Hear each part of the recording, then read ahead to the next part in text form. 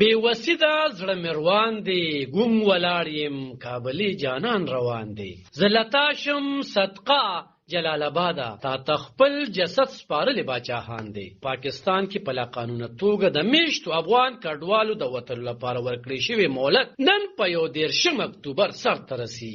د پاکستان د موقتی حکومت د اطلاعات وزیر مرتضی سولنګي ویلي دی چې دغه مهلت به نور نه غځيږي او د هغه افغان کډوالو ټول معلومات راټول کړي شوی دي کوم چې دلته په لا قانونه توګه جون کوي. د پاکستان حکومت دا خوم پړه کړی دا چې کوم افغانیان د لومړي نومبر نه په لا قانونه توګه دلته پاتې وي نو هغوی به نیول کیږي او د هغوی جایدادونه او کاروبارونه به ضبط کول کیږي.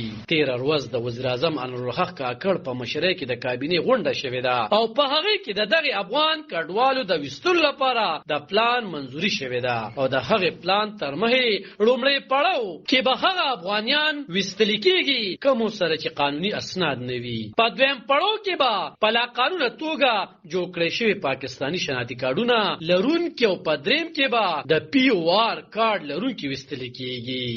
1 नवंबर एक डेडलाइन थी illegal aliens के लिए, दैट इज टुमारो. कल तक उनके वॉलंटियर रिटर्न का डेट है और फ्रॉम 2 ऑनवर्ड हमारा ज़ाहिर है ये बड़ा लेंथी ग्रेजुअल ऑपरेशन जो है वो स्टार्ट होने जा रहा है. देखिए, पाकिस्तान दुनिया का वाहिद मुल्क है जिसने सबसे ज्यादा रिफ्यूजीज की इतने बड़े अरसे तक उनकी मेहमान नवाजी की है. आज भी जो रिफ्यूजीज हैं जिनका रिफ्यूजी स्टेटस है वो हमारे प्लान ए का हिस्सा नहीं है. कोई भी एक रिफ्यूजी को हम यहाँ से पाकिस्तान से डिपोर्ट नहीं कर रहे हैं. ये वो लोग जाएंगे पाकिस्तान से जो कम्प्लीटली इलीगल है, जिनके पास कोई ट्रेवल डॉक्यूमेंट नहीं है, एलियंस हैं, वो अपने अपने मुल्क में डिपोर्ट होंगे, वो जिस मुल्क से आए हैं. और उस पर 2 नवंबर ऑनवर्ड जो है वो हमारे होल्डिंग सेंटर्स में चले जाएंगे. वहाँ होल्डिंग सेंटर्स में we will keep them for 2 days, for 3 days. Will try to provide them food and health facilities और उसके बाद फिर हम उनको हमारी मर्जी के बॉर्डर पे डिपोर्ट करेंगे. जहाँ हम अपनी सिक्योरिटी को देखेंगे, हम अपनी सहूलत को देखेंगे. रियासत की मर्जी होगी कि उनको हम चमन से भेजें, उनको हम तोरखम से भेजें या उनको हम नोशकी से भेजें या उनको हम ईरानियन बॉर्डर्स पे जो जिधर भी है जिस भी बॉर्डर पे that will be our choice. तो